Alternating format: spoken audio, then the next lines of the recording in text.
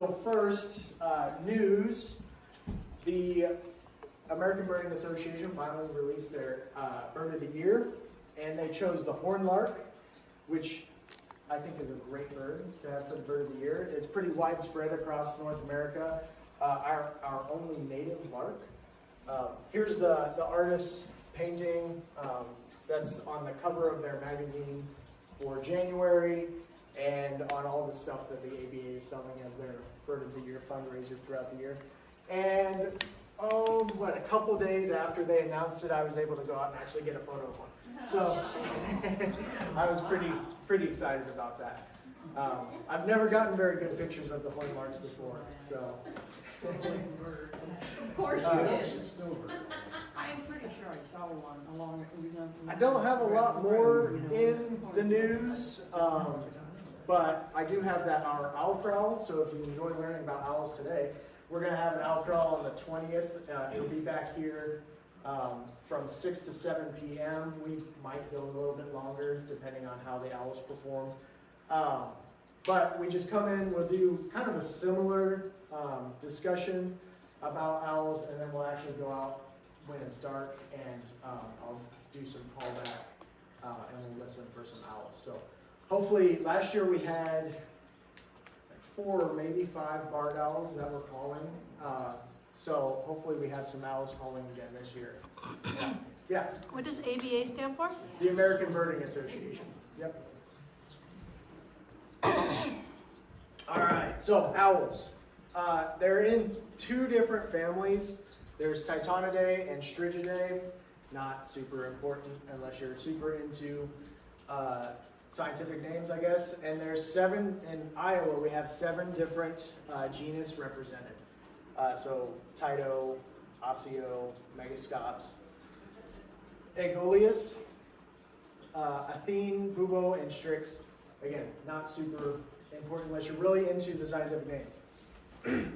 In those 7 different genus, we have 9 species that are possible in the state. Not all of them are here year-round. Only 3 of them are actually here year-round. Short-eared owl would be a questionable. They should be here year-round, but a lot of times they're more commonly seen in the winter. So our 9 species are the barn owl with an N, barn. That one and the barred owl often sound the same when I say their names. The long-eared owl, short-eared owl, eastern screech owl, which is going to be not our smallest one up there, but our smallest year-round resident. The northern saw-whet owl, that's going to be the smallest one up there. I saw one, I didn't see one, but I saw a mounted one recently, and I just could not believe how small they are. A burrowing owl, I guess they should be year-round resident as well. But not in this part of the state. Great horned owl, snowy owl, and barred owl. We got the calls. We got the calls. So the barred owl, like I said, I didn't make that longer so you can hear it more than once. The barred owl is actually an endangered species in Iowa. They were pretty common. I don't know if I'd say super common.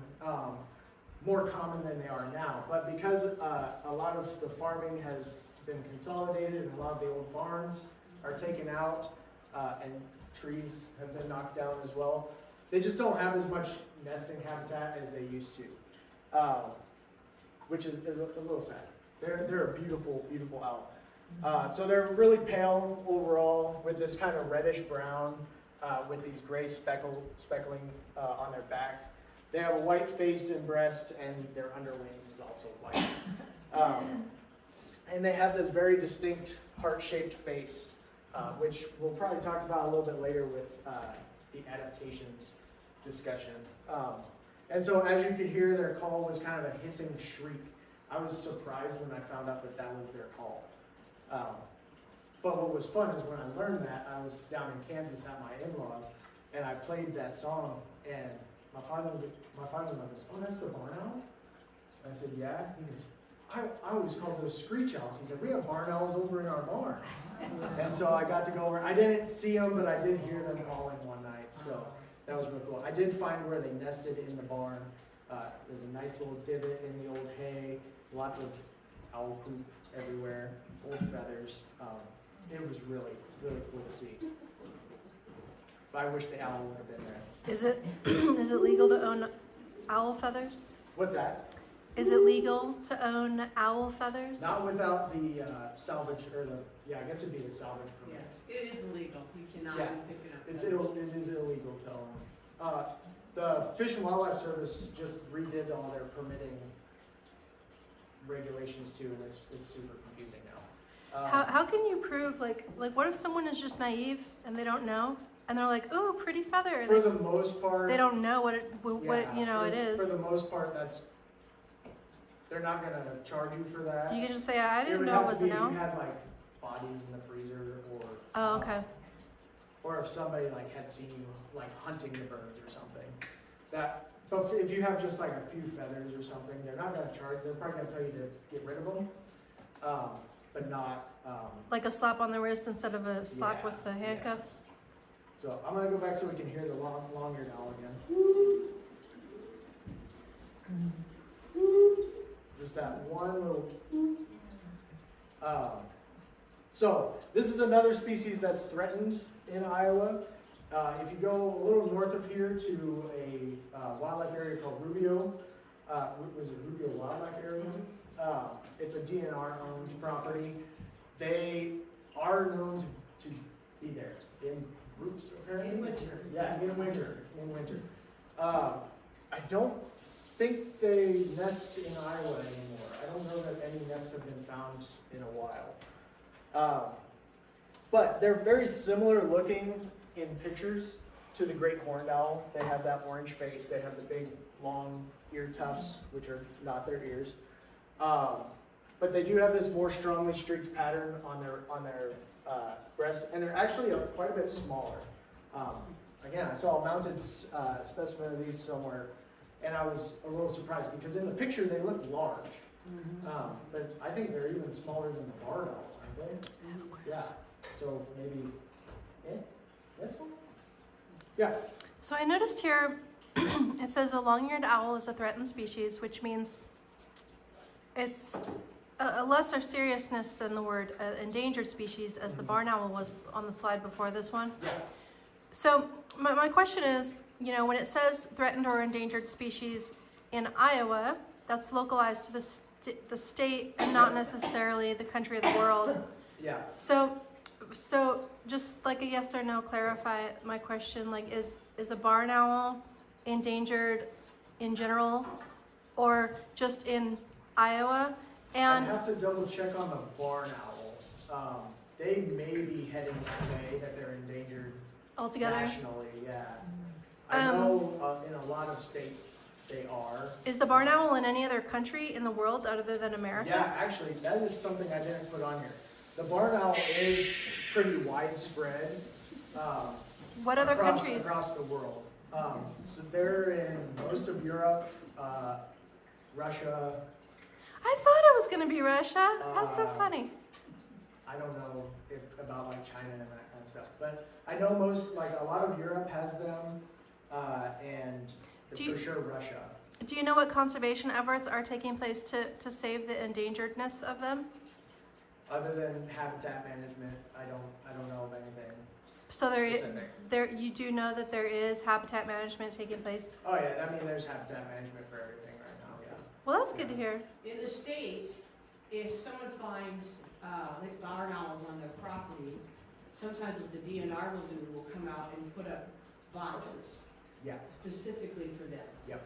And a lot of times when barn owls are in barns, they're utilizing maybe a big area, and it's hard to keep warm with their babies, and so these smaller nest boxes are handy. Yeah, But they have to hear yeah. that, yes, this place has a barn owl in the area. And we do have some barn owls in Jefferson County. Yeah, or just to the south, there's maybe over there. Did you say there was a nest box up here at the nature centers? There's not. We do have a barn on the new section of the park that we recently acquired. There's a kestrel box up there, but not a barn owl box. But it would be if we knew there was a barn owl, we'd probably throw a barn owl box in there. But for now, we don't know if there's one, so we just don't have one out there. But it would be a good candidate for pull one. Yeah, so, and then like this says, these long-eared owls have those really long ear tufts. Now my PowerPoint's broken. And I can't find my mouse. Other than habitat conservation, do you think that there are like breeding efforts? I mean, zoos, if they're in a zoo that's like an AZA, which would be the American Zoological Association. Okay. Well, something happened to this PowerPoint. Then there's probably some kind of captive breeding program. Okay. Thank you for that information. Yeah, but as far as, but I don't know anything specific. Well, PowerPoint crashed. So, oh, here we go. If I can find my mouse, we'll exit. You want me to do something with adaptations? Yeah, do you want to do adaptations while I try to figure this thing out? Did we lose? Put this on your forehead just for a second. You look cool like that. So, Yeah. I have a wing of a hawk, a wing of an owl, and what I'm going to do is once your blindfold is down, I'm going to take one of the wings, I'm going to tap your belly so you know it's there, okay? And then you're going to take your hands and you're going to run it over the top. No peeking. Run it over the top. Then I'll switch it off and I'll put the other on you and you're going to touch it. And then you're going to tell them which one is the owl that I touched. Now something you should know is that the hint I'll give you is the fact that owls are a little softer to the touch. Not smoother, softer to the touch. Are you ready to be challenged? Yes. Blindfold down. Thank you. All right, so I'll mix up the wings. Which one of us are you? Oh, they're mixed up. Here comes the first one. Okay. Put your hands on top, just run them down on top. There you go, nicely done. Okay, very good. We'll do the next one. Here we are. Oh, this is softer. Ow. Is she right? Yeah, excellent. Give her a round of applause. Okay, so what's really cool about owls is their ability to fly silently.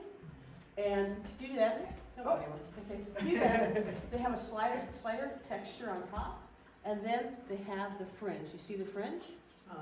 And that fringe and that texture allows them to fly quietly at night, which is important. If you're hunting mostly by sound, you have to hear what you're tracking. What's really cool is owls that are diurnal, that hunt during the day, like maybe a pygmy owl or something, they don't have this adaptation. They don't need it. They're hunting. So here's what I'm going to do. You're going to take this like this, okay? And I'm going to show you. This is a hawk. Hawks fly during the day. They find their food by sight. They don't care if they make a lot of noise. They're chasing it down by looking at it. Here's a wing of a hawk through the air. Okay? Okay. Wow. Now, your hunter wants to give me a little bit more power. Straight down? Straight down like that. Okay. Hawk. See the difference? So it cuts through the air. So what we'll do is we pass these around, and you can like go,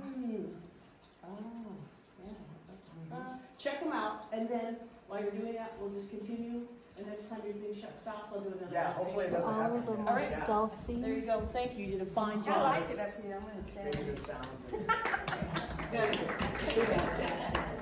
there's more of trees to come, I promise. That's why everybody comes, right? They're ready to see trees. Okay, so It sounds like not a bird.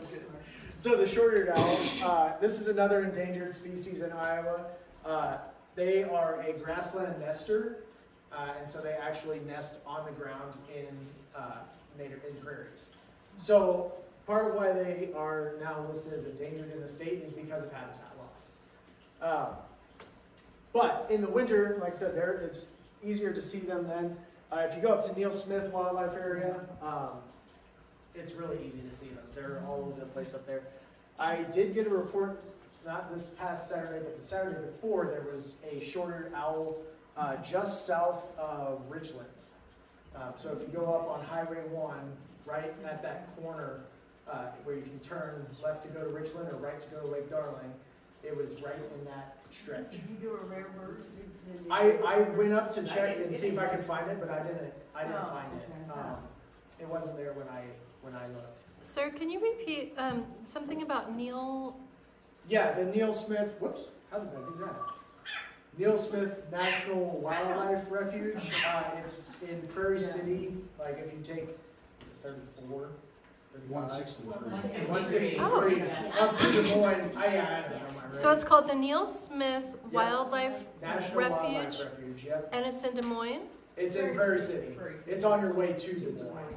Yeah. So the Neil Smith Wildlife Refuge is on the way to Des Moines in Yep. Prairie City. Yep. And do Stop they- at do they have Willie's and other get the best animals? tenderloin you'll ever have. That's right. What's that? Do they have other animals They have besides? bison and elk there as well, and they're just free roaming. So So if we were to go there, just like, wild animal watching, we could potentially see yes. bison, Mhm. owls, especially this short-eared owl here, and what other animal? Elk and then any other grassland species is probably going to be out there. I imagine there's grasshopper sparrows, probably Henslow sparrows.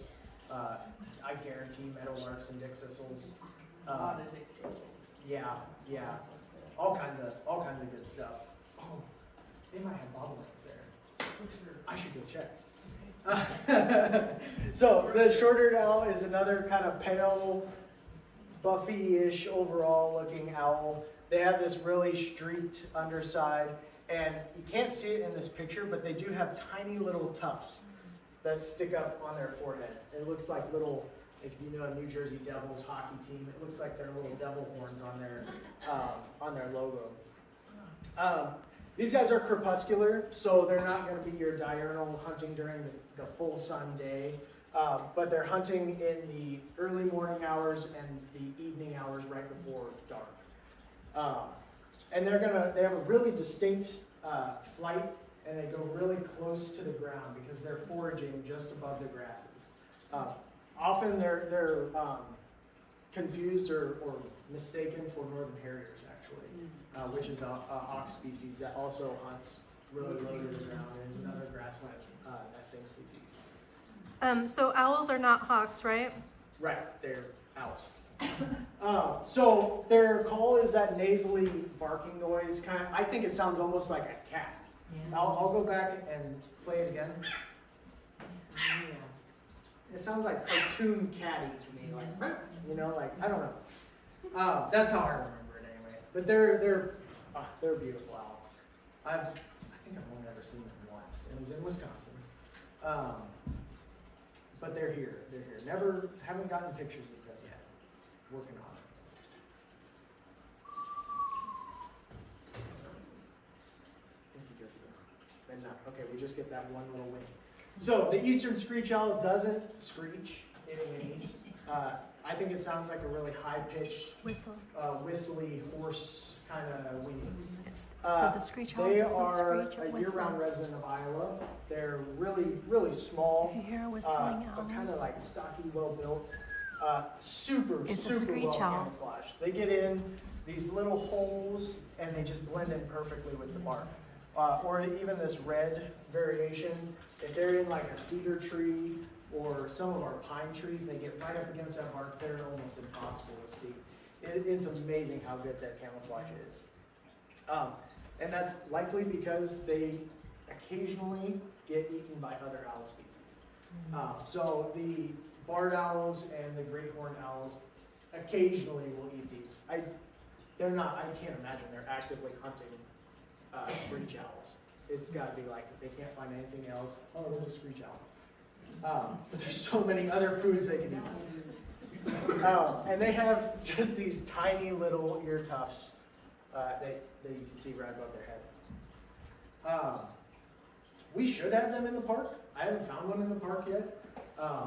I imagine up around the Shelter 3 pond would be a good area to, if you're out at night, to maybe find them. Everyone I've ever heard or seen has been near some kind of body of water. So that could just be me associating water with them, but I don't know, maybe they do like it a little bit. And then, yeah, that call is just that high-pitched whinny.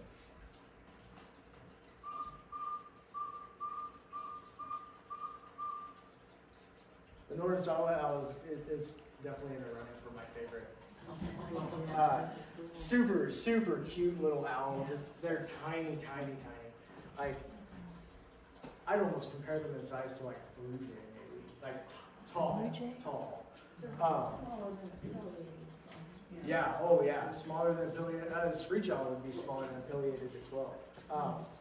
They're a winter. I called them a winter resident, but I would say a winter occasional. They're extremely tiny, really hard to see. They also get up against the bark of the pine trees. They're not as well camouflaged, but they're just so small. And there's so many branches in the tree to look at that it's just hard to find them. Dark brown overall with this kind of white streaking, and they have a few spots on their back. And then that call is, I just learned their call with this PowerPoint. This kind of neat little, pretty distinct. More common, like if you go up to Minnesota, they'd be more common up there. Around Saxon Bog area, Duluth, they seem to see quite a bit of these solid owls up in that area. In Iowa, Yes. I happen to know in Moorhead Park in Carroll County, they have a population that comes in the winter. And so there's a guy named Don Hoganseed, who, if you want to go find one, he keeps track of them. He keeps track of them when they come in. So I, one time was coming home from Minnesota, and I emailed him and said, I hear you saw these owls. Can you tell me where they were when I stopped by? He said, if you tell me when you're coming, I'll show you. And so I got out of my car, and I meet him, and he goes, our owl is having breakfast. And I went, okay, I don't know how you know that, okay. So I got my backpack on, because I think we're gonna be walking a mile into the timber. He walks across the parking lot, pulls up a branch in a white pine, and there's a squirrel sitting there. Oh, Eating wow. breakfast, eating. That's amazing. But because they're so small and considered a prey species, when they are sighted by like us, they don't move. They're like a prey species who goes freeze. And so I was within your head from him. Wow. Because they don't move, they just hold real still. That is, I've heard about the people that have seen them, is they didn't know they were seeing it until they were right there. Like they were right in front of them. I need to learn these people's names. There's a couple that birds out here often, and they said they've seen them out at Zillman, what is that called? Zillman Hickory Hills. That's one of our county nature areas, just east of town. And anyway, yeah, they nest in the ground, which is really cool. Another prairie nesting species, so likely populations are affected by that habitat loss, just like the short-eared owl. They're going to be, as you can see, just brown with a lot of white speckling. And then they have like this white, this kind of barring, spotting on their underside. And they do, he's hiding it, but they do have a white throat patch, kind of like the great horned owls would. I think their call is very similar to a kestrel. So if I was out and I just heard it, I would probably actually report it as a kestrel if I didn't know there were burrowing owls there. Yep, I'll go back so I can play it again. And we only did it once. I always think we're going to do the same thing. Yeah. Could you explain to me and the viewers of my video on YouTube how habitat loss actually causes the animals in their habitat to have a population decline? So, like, these guys need the prairies and those sand prairies to even have their nests. So if that's not there, they're not going to be able to nest. So with the habitat loss, they have a loss of the ability to make a nest. They've basically lost their whole home. So like the short-eared owl nests in the prairies. If there's no prairie to nest in, they need that grass, that tall grass to camouflage and help keep their nest safe in that way. So there's nowhere to build their nests. Right, so and then if it's just a cornfield, they're not going to be able to nest in the same way. A predator is going to be able to follow those rows and find their nest a little easier. Where in a prairie, they're able to camouflage and hide a little bit better. Okay, is Yeah. that the main only reason, or are there any other reasons? Well, yeah, it's just gonna be because they don't have that habitat. So there's not gonna be anything for them, anywhere for them to forage or, yeah. It'd be like if somebody came in and just took out your home completely. And also Took your your food? fridge and, yeah, took everything. And so then, you would kind yeah. of just die off and you wouldn't be able to thrive? Right. Okay. And they might disperse and try to find new areas. But then other but if places it's where they not go there- could be dangerous. Right. And what's happened a lot too with so we do still have some prairie in Iowa, but the connectivity of that prairie, of those habitats, it's so fragmented that they might leave and try to disperse to another prairie, but the next prairie might be hundreds of miles away. Well, thank you. So that's gonna cause them to not be able to find that as well. Ooh, and that could go into even more discussion. All right, everybody knows the call of the great horned owl. That's the My grandma, growing up, she had that clock, had all the bird sounds on it. It was noon, it was lunchtime when you heard Owls the go great home. horned owl. So that's why I love owls so much, because I associate them with food.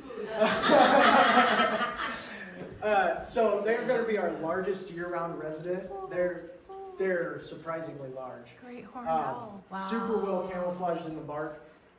Even this one, I knew where the nest was, and you could go out there every day and you look and just, I don't know if it's there or not. Is that another log in there? No, it was the owl. Yeah, Are they the biggest of all owls? I don't think they're the largest of all owls. I think maybe great gray. Great Gray's bigger. Yeah, it would be bigger. White snowy would be heavier, Snowy, not yeah. necessarily bigger. Yeah. But I've been hearing the hoo owl that hoos 3 times. I heard it in California. And I even heard it where I live here, and they have a lot of great horned owls in the I wouldn't US. say there's a lot. They're not on the decline like some of the other owl species are, though. Do you have any other pictures They're where fairly he's not like successful. covered with sticks? I could. This is a picture I took, so that's why I put it in there. But no, so I didn't get a picture where it's not covered. But yeah, on the internet I could have probably found. Like some of the other slides were just photos from the internet. That's cool. He looks like he's peering at you. But yeah, so they're super brown, well camouflaged like that bark, just like all the other owls have been. They need that camouflage. They really need that to hide during the day because most of them are nocturnal. They're not going to just. They're hopefully not going to disperse during the day due to predators. That's a realistic photo, if you're out hunting. Yes, this, It's not yeah. gonna be, here I am, so Right. I wouldn't be confused that you see them without sticks. Yeah, oh yeah, that's not very common that you're gonna see them not covered up. Yes. That's what makes owls so hard to find a lot of times is they blend in with everything and they're behind a bunch of stuff. Yeah. So you can kind of see here this facial disc on the great horned owl. It can be, this one had a nice reddish orange facial disc, but sometimes it's more of a grayish color, which makes them even harder to see. And then again, on this one you can't see his throat patch, but they have a really large white throat patch. Oh, it's in my office. I was wondering. It's in my office. Yeah, I was just looking for it too. I have a mounted great horned Can we owl get it? specimen. Yeah. You want to go grab it? Yeah. That's great. Is it a And you can taxidermy? see, yeah, it's a taxidermy one. You can Just see gotta that get it white on the throat lower patch. Yeah. Somehow. If you go to Scott County, they have a great horned owl as one of their live animal specimens at one of their nature centers. I think they have multiple nature centers too. Are those great horned owls up there in the corner on the wall? Those are barred owls. We'll get Oh. to those guys in a little bit. The horned owl it looks like it has horns because it has pointy Yeah, he's ears. got these big ear tufts just like the long-eared owl. That's how you can maybe like try to recognize That'd be it. one of the what's that? Is that for sound If or? it says hoo hoo hoo and I don't it has know horns, if these it's great horned owl. help so much direct sound. That facial disc is really going to be what directs the sound into their ears. So their ears are going to be, one's going to be like up here by the eye, and then on the other side it'll actually be lower. Oh, where did you take that picture? Just in the campground. Okay. Last year. Yep. I think, can you see it? Thank you, Sean. Sean. That's our director. This is my panel light. You can kind of see its white throat patch there. Yeah. But you can really see on this specimen how overall they are just super camouflaged. I think gray horned owls might be one of the best ones for showing the owl traits. This one's not maybe the best taxidermy where you can see that facial disc. But the tufts are likely going to be more for sexual selection in a breeding situation. So large tufts mean you get all the ladies. Maybe short tufts. I don't The know. bigger the ears, I don't know. the more attractive they are. That's not good too. They're like curly.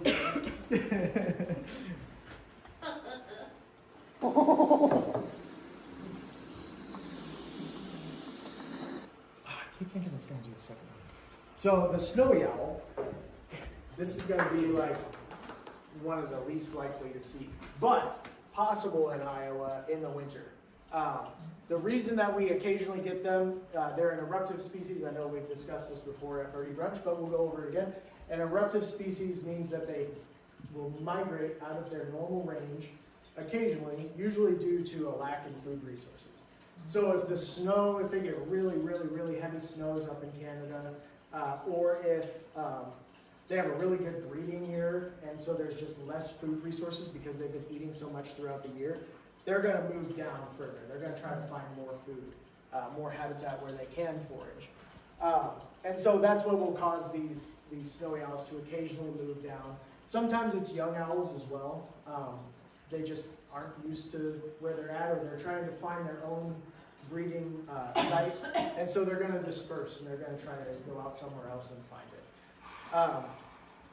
I've only seen one report, I think, this winter of a snowy owl, and it was up by, it was in Johnson County. I saw it reported one day and then never again, so I'm assuming nobody ever found it again. They're going to be super white overall. They live on the tundras in Canada, so they're going to want to blend in with those tundra snowy areas.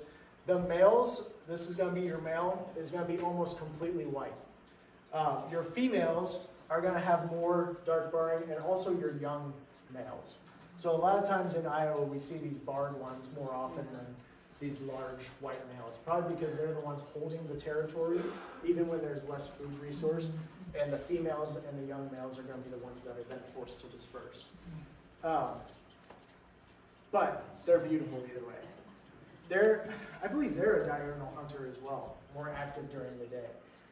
And I have identified many a trash bag in the field thinking it was a snowy owl. See large white bags flapping around in the field, snowy owl! Oh. I did that the other day. I think I just did that yesterday, actually. Did you play their noise? I don't think. There it is. These owls are less often heard than they are seen, just because they're so large and they're out of place. When we do see them, they just are so out of place. Are they year But I round? don't think they call very often. Nope, we're going to see them just in the winter, very occasionally. Canada, you can probably find them year round. So where do they go all the other seasons? They breed up in the Arctic tundras. So they like to stay where the snow is? Yep, and where the lemmings are. All right, our last owl.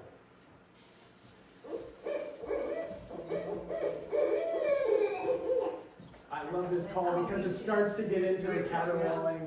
They start doing and they get excited. These are Oh, barred it's- owls, taxidermies. It makes my back shiver, you know? Yeah. I love it. So the barred owl is another year-round resident. They're probably going to be our most commonly seen owl, probably most commonly heard as well. The barred owl has started to move more into towns.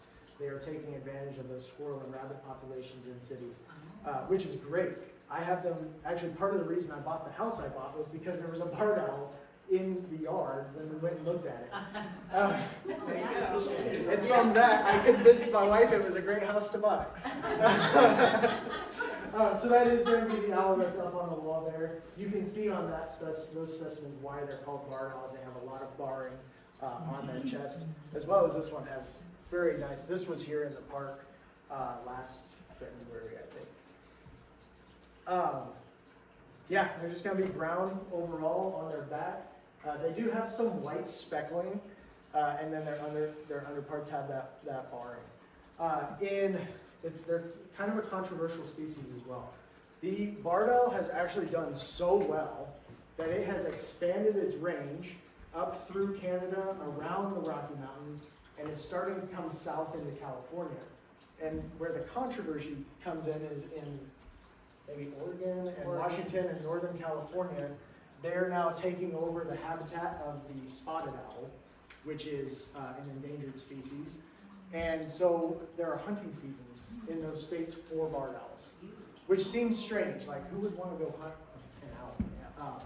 But it's to try and eradicate them from those areas where they're taking over that spotted owl. Do you know if they hybridize?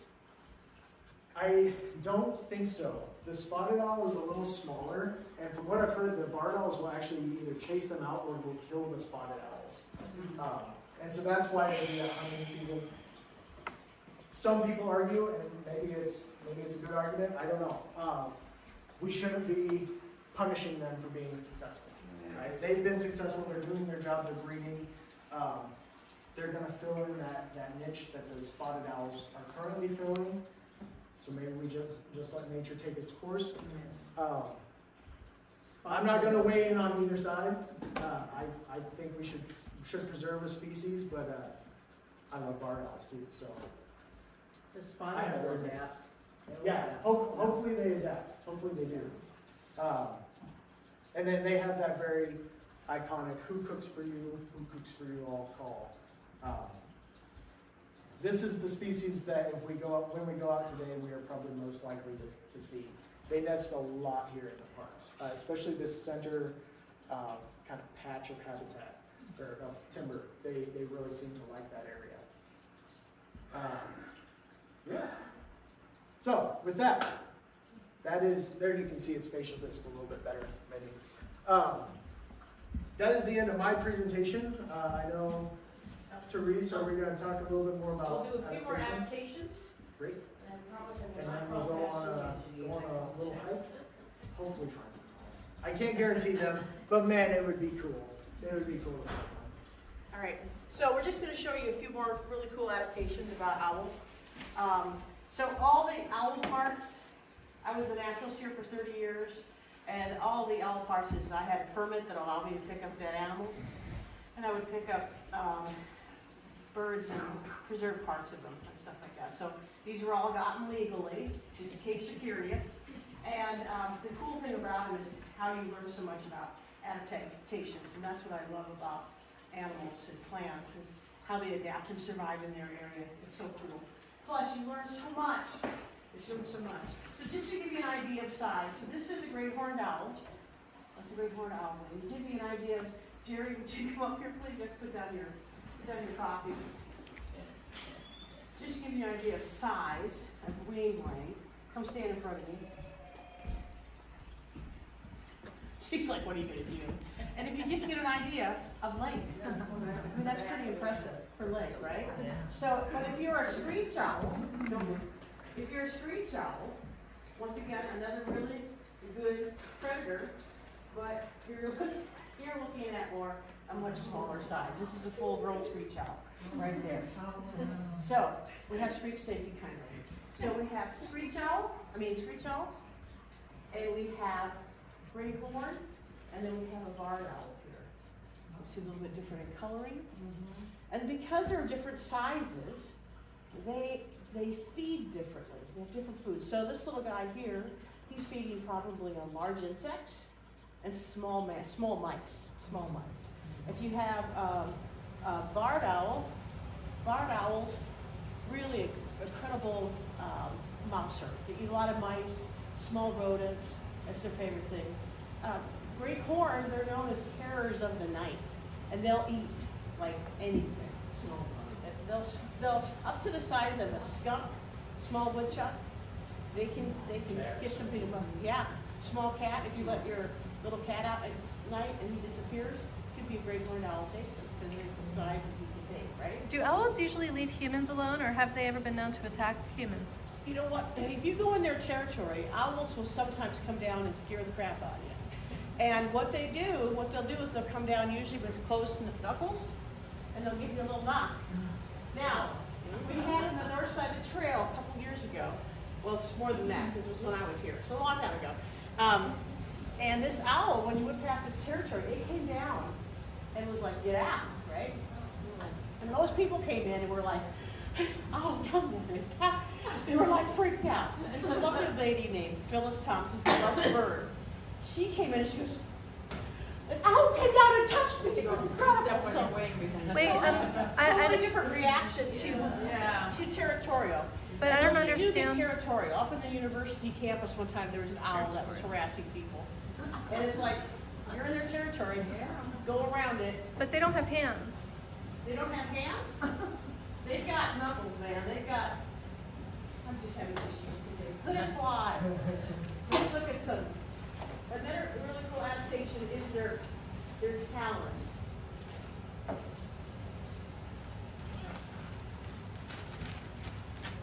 So there is. Oh, that's our, okay. So wait. when they come in, though. Those are close up legs, those though, talons. aren't they? So this is a great horned owl. Their feet. This is a foot, the talons of the great horned owl. You'll notice that they're quite sharp. That's their killing machine right there. So those are feet, not And barred hands. owl, a little less so. Like woodpeckers, they have zygodactyl feet. 2 toes in the front, 2 toes in the back, but their outside toe, they can rotate. So they can make it a 3-to-1 ratio. They can spread it out really far. All depends on what they need to get that prey species and hold it. So on this one here, this is the outside toe that they can move up and down. So I'm going to pass this around for you to look at it. You can see they got grippies on the inside, so they can hold on to something slippery like a fish, right? And if you have, let me see, where's the screens out at? I'll find that, pass it around too. You can see how their food sources will be different. Now, this is what I used to have to tell the kids. If you can handle this without touching anybody else with it, because what happens is you have these kids who would go, Paul's out. they do this, kids will do this. Ow, that hurts. Yeah. Here, you try it. It's like, ow, that hurts, you try it. Oh, good. So you can do this as long as you don't get goofy with it. Don't touch anybody else with it. Don't scratch yourself with it. No picking your nose. Okay? So, great horn, barred, screech. So you know their food sources are going to be right? So we'll start in here. We'll see how you handle it. But they're going to put it right here, nice and gentle. Pause up. So the owls have 2 legs, Yep. and the talons are the feet of the legs. Owls are on feet. The talons are the bottom of the legs, Mm-hmm. their feet.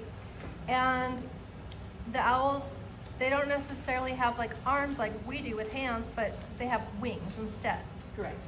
Okay.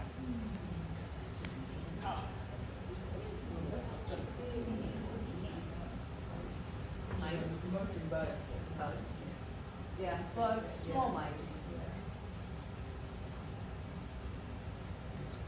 All right, I need another demonstrating proof. Carol, did you come up?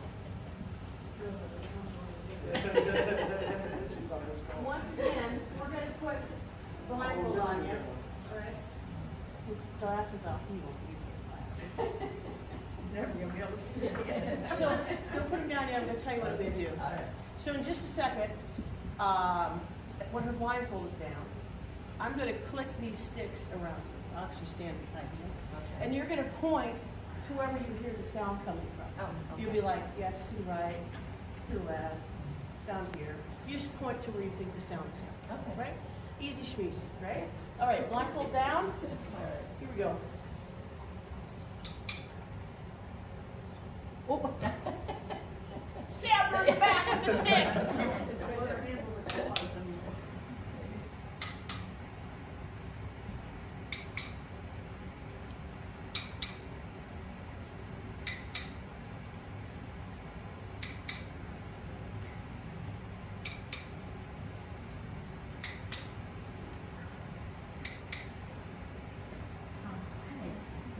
left and left. Now you'll notice she did really good left and right, right? Up and down. I clicked in front of you and pointed behind you. Yeah. The thing is, we don't have owl ears. We have human ears. They're stuck on the side of our head. We can't rotate them or move them or anything. And so we can't quite what we call triangulate sounds. Now, I'll take that off. Okay. And I'm done with you. All right. But owls, oops, glasses. Oh, my glasses, thank you. But owls have asymmetrical ears. They have an ear up here, they have an ear down here. On barn owls, it's really distinct. Even their skull of a barn owl shows a distinct difference in the shape of the skull. So one ear points up distinctly, one ear points down distinctly. And in the world of owls, barn owls, because of their really incredible hearing, can hunt solely in darkness. They don't need any kind of light at all. So because of this different thing of ears, and most ears have, birds, owls, have some sort of flap. So their ears would be actually found back here behind, okay? I don't want you to feel like you'll mess up with others, but it is kind of a flap. They can open it and they can close it. And so you'll notice that owls do you ever see movies and stuff? They're doing this. They're trying to figure out where that sound's coming from, but because their ears are at different locations, they can triangulate. They can triangulate the sound and figure out right where that critter is at. So their hearing is much better than ours because they can adjust. They can adjust. They're just built differently for it. That was a good demonstration. I heard that, but I never saw how it would work. Now another thing is, when you look at, let me see, I'm going to use you. Stand up, look. I'm going to have you turn toward everybody here. Okay, look out there. Now without moving your head, I'm going to have you look at certain things in the room, all right? Don't move your head. Look out the window. She looks like a female version of that cartoon. Look to the floor. Don't move your head. Look up to the ceiling. Just a smidge. Look over to the deer over there. Just move your eyes. Look down to the floor. Look up to the ceiling. Out the window. You see your eyes moving? Yeah. Owls can't do that. Their eyes are huge. They take up most of their head, and they are in place. They cannot rotate their eyes. They have no muscles in those eyes to move them. So what can owls do? Move their head. Matter of fact, they can't turn them all the way around like kids think they can. That would actually kill them. Right? But they have a 270 degrees out of 360. So they can turn their head and look behind them over here, and then they can turn their head and look behind them over here without turning their body. And that's for a couple reasons. One, if you're sitting at night and you're looking for animals, something to eat, if you're moving around a lot, trying to see, you're going to make noise. And this allows them to be much quieter. Plus, their eyes are so jam-packed full of rod cells, we have them in our eyes too. It helps us to see in the dark. They're so jam full of rod cells, they have no room for muscles. Just packed full of those rod cells that help them to see at night. So they have very few cone cells, which is what we need to see color. So they don't see color right? Now, they also have, that helps them, they've got 14 vertebrae in their neck. We have 7. They have 14, and that helps with the flexibility. Plus, their vertebrae are, they have a little bit more room in it. So turning their head that far doesn't like crush their, the arteries, which, we turn our head too far, we could pass out, right? Same with them, but they're built a little bit different to help them avoid that. So, big eyes, I'm gonna pass this around so you can take a look at them. Wow. Also check out the curved bill, all of them have a curved bill for pulling on meat. And then back here, these little holes back here, these are the ears. But, you might see on this one, well that looks like it's exactly the same, but the outside openings are a little bit different height. Yes? So, do you have the screech owl stuff? I'll pass this around, that's a great horn. I think these older people have hard of hearing. Whoopsie. And then I just want to show you this screech owl skull, because when I was cleaning this skull, I thought, I'll leave part of the eye in there. Just because I'm weird that way. So, you can see part of the eye that's stuck in the skull. Look, I'm an owl. All right.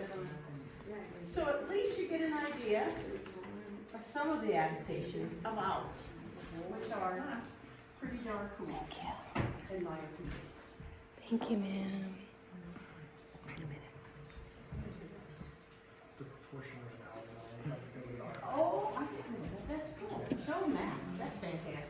So an owl's eye is so large that if they were the size of us, right? If we had owl eyes at the same proportion, it'd be the size of a tennis ball. So if you can imagine having 2 eyes, These are really soft you're fur. probably not gonna move them around very much. It's gonna be pretty tight in your skull, especially with the large ones.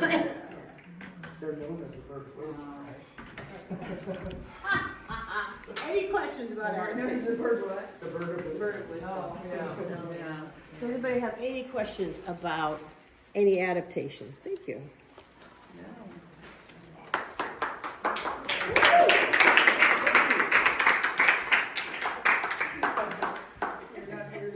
Well, that's, at least you know that.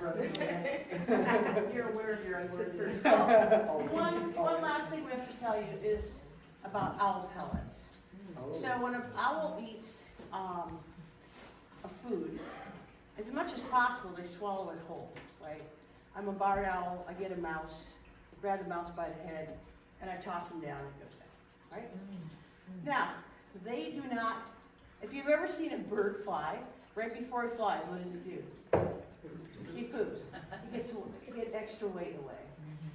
Owls, they do, that's very whitewashed, it looks a little bit different. And owls, anything they can't digest, like the bones and the fur, they don't pass it through their system, they puke it out. In their stomach, their stomach is, it'll digest all the fleshy parts of that little animal, and then they pack the rest of it together in a little package, and it slowly works its way up about 8-10 hours later. Every day they pop up 1 or 2 pellets, and they're cool because you can see what they ate the day before. And I was out here one time, and there was an owl sitting in the tree right out here, and he was doing this. What is he doing? Well, popped out a pellet. And they can't eat again until that pellet's gone, and they don't have any control over it. It's not like they're going, I'm going to spit up the pellet now, I want to go get lunch. No, they just have to wait till their body pops that out of their system. The cool thing about pellets is because the stomach muscles aren't crazy strong, it doesn't grind things down to nothing. And so you can open up a pellet, which he got some here because he goes out looking for them. They don't come in the foil. It's not packaged inside their body with foil. But they, do you have one that's just in a bag? You think these are birds? These are birds, you think? Yeah, for the. Okay, so. This is why they call it dirty run. Dirty run. Everyone afterwards won't be picked up the pellet. All right, Everybody gets to try to. And so they cook up a pellet, and you can take a look at what they've been eating. It's a great find for, you can look in there and you can see the different parts. You can pass that around. And it's just a real cool adaptation. You know, the question was asked earlier about hawks, different owls. Owls and hawks, you think they're like related, birds of prey. They do DNA tests. They're not really that closely related to owls. Hawks and owls are not closely related really at all.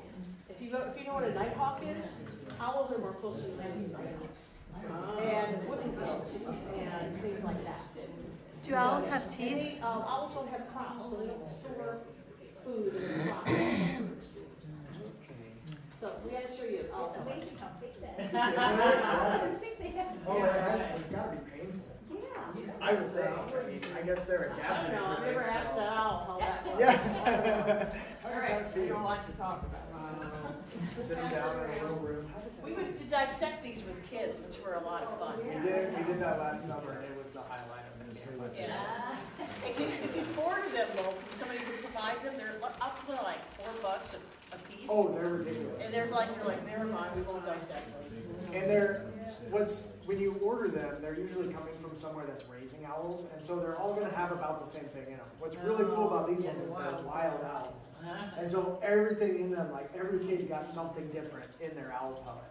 Because it's not getting a mouse tossed in its cage, it's hunting. So, yeah. Do owls have teeth? No, no birds have teeth. They have a beak.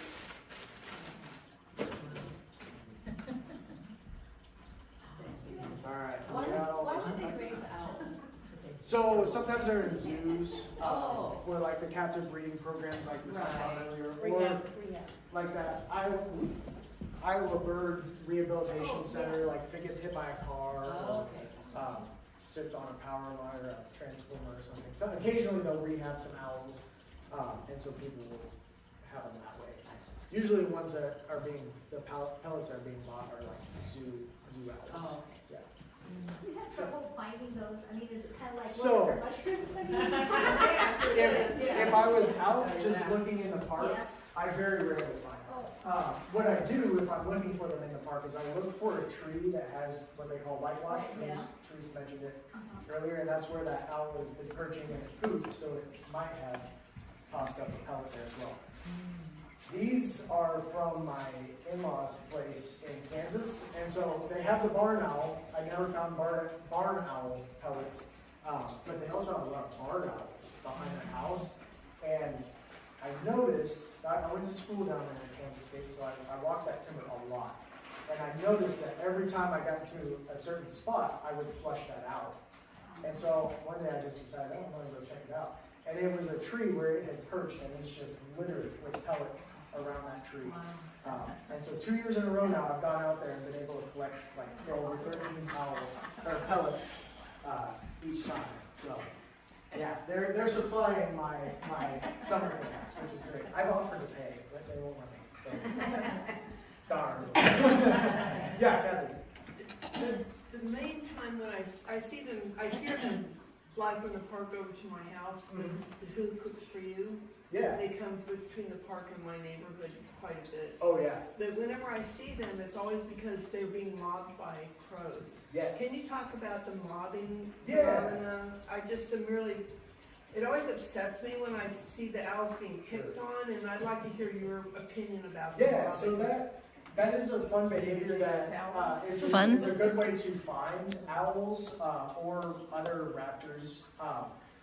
Smaller birds or crows. Crows are super intelligent, so they like to do this mobbing behavior. And chickadees as well really love to mob larger birds. So what they do is they'll be out, doing their thing, foraging, and they will spot if they see an owl in the forest or a timber, whatever you want to call it. They're going to go in a group. So chickadees will get in big groups of like 10 or more chickadees, and they're going to start just harassing the owls. And the thought behind that, what people think they're doing, is one, they're warning other birds, hey, there's a predator in the area. Kind of like Get out of protesters here. and ice, right? Yeah. Or they're coming at it, like trying to scare it away, right? So if they harass it enough, eventually that owl's gonna fly away. So that is how I found a couple of owls out here in the park, is the crows are really, really common out here, or blue jays. Any of that corvid family is going to mob predators to try and scare them out and to warn other birds, hey, there's a predator here, just watch out. Do owls eat crows?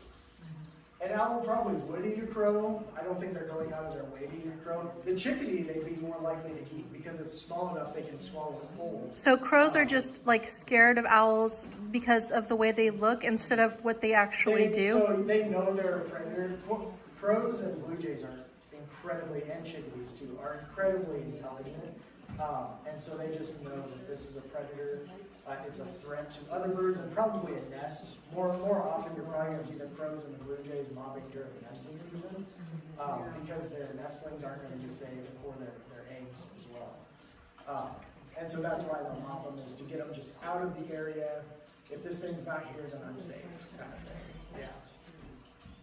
Yeah, that was a great Question. Question, yeah. And that was a great answer because I didn't fully understand it until you explained it. So Yeah, thank you. yeah. Another thing that I've recently seen for like finding out, I'm sorry, go Have ahead. they ever actually killed the owl? Like, No, they never, not that I know of. I've seen a blue jay knock a barn owl off his perch, Yeah. and they just shake it off and it goes somewhere.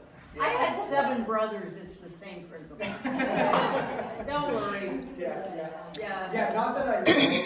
They're always I mean, I'm sure it occasionally happens, but that's not their goal. They're not trying to kill the owl.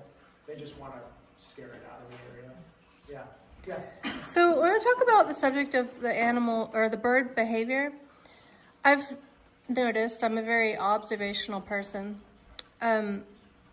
The crows are smaller in size than the owls. And then I've just noticed that the smaller birds in general have more of a tendency to form groups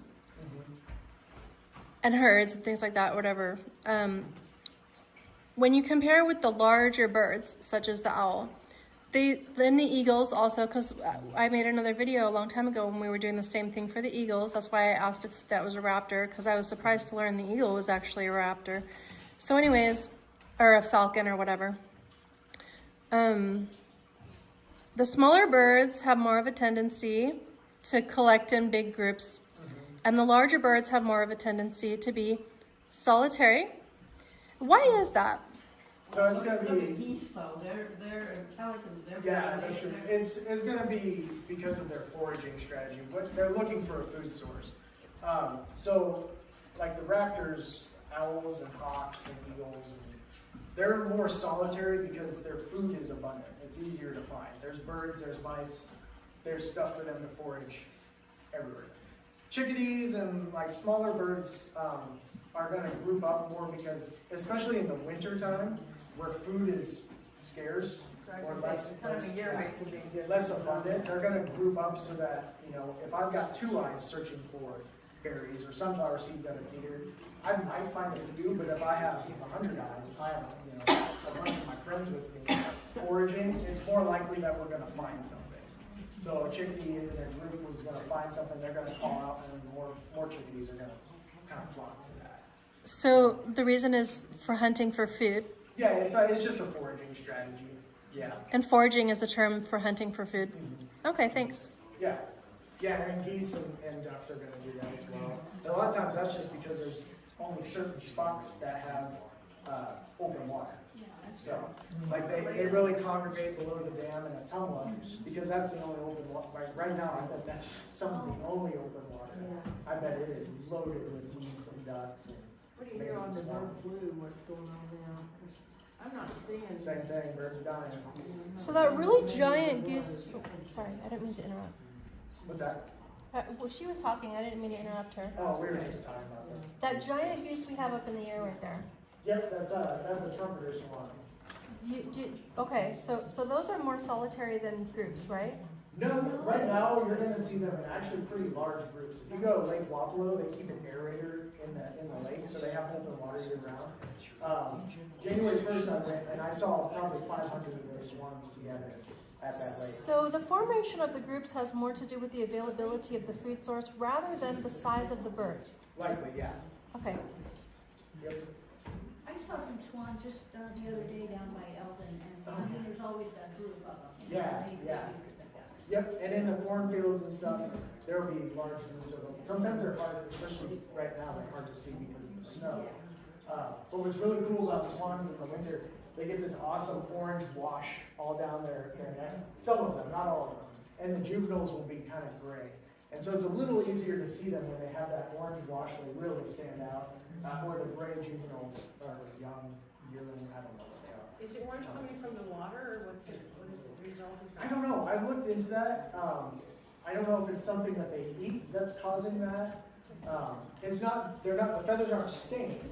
They're not stained by the water because that was my thought. Is this must be dirty water or something.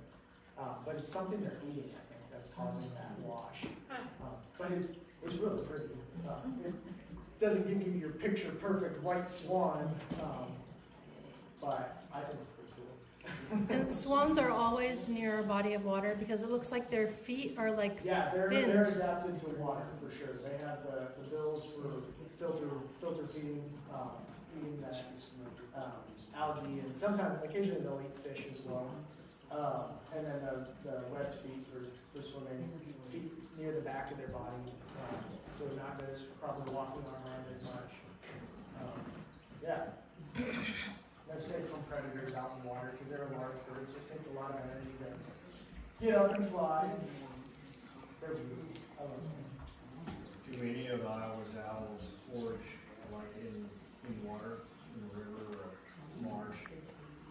I don't know of any owls that specifically forage in water, but I did just read something that one of, I can't remember if it was the barred owls or if it was the great horned owls, will occasionally eat fish. They'll actually swoop down, and if there's a fish near the surface, they'll grab it.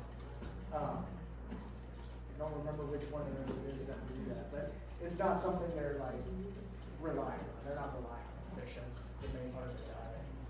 Do they get their water primarily from their prey, or? Yeah, from what they eat, and then they will come down and like drink from the creek or something. Birds in general don't drink a lot of water because water is really heavy, and so that makes flight pretty difficult. But they do rely on water, so like bird baths and creeks. And, they will drink some water, but it's just as an overall part of their diet, it's pretty minimal. Really I can imagine it would be hard to drink water with a long beak. How do they? It's kind of fun to watch. They just kind of like stick their beak in the water and they like. Just, I don't know how I guess that's how an owl would do it as well. I've never seen an owl drink water. But that's how other birds do. They just stick their water in their water in the beak. They stick their beak in the water and just kind of like, I don't know. It's Do they stick their whole head in, like with their eyes and everything? sometimes, yeah, when they're taking a bath, and I don't know, maybe that's how they drink too. They dip it. Yeah. Sure, that could be maybe a little bit. I don't know. I don't think they're taking many baths this time of year, though. I don't blame them. Me eating, no, I'm just kidding. Yeah. All right, is everybody ready to go on a hike to look for hopefully some owls? I have a few pairs of binoculars up here if anybody needs some. Hopefully I'm not going on a hike. This video is long enough. I just wanted to get to indoors. There's a lot of snow outside. I'm not really a fan of getting frostbite on my fingers. Sorry.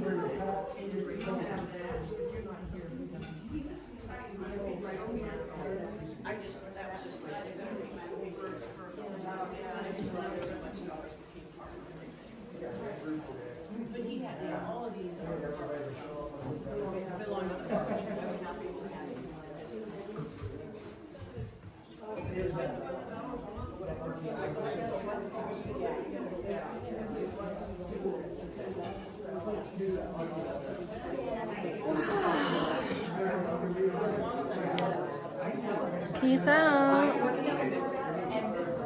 I guess I'll get me with the bear.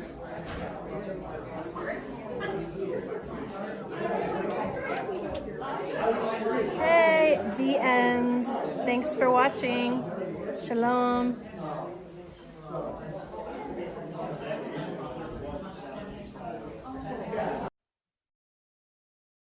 If you like this video and would like to see similar content from me in the future, please subscribe to my channel and hit the like button on my videos so that I can get more views in the YouTube algorithm. Thanks.